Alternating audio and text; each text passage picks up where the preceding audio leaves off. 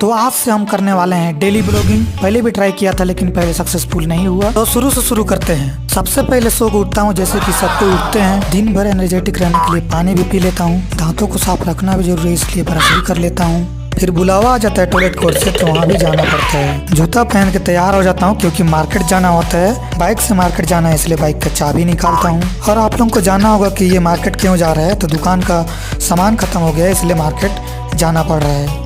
सामान के लिए पैसे गिन रहा होता हूँ, तभी याद आता है कि मैंने तो खाना खाया ही नहीं। फिर खाना भी खा लेता हूँ।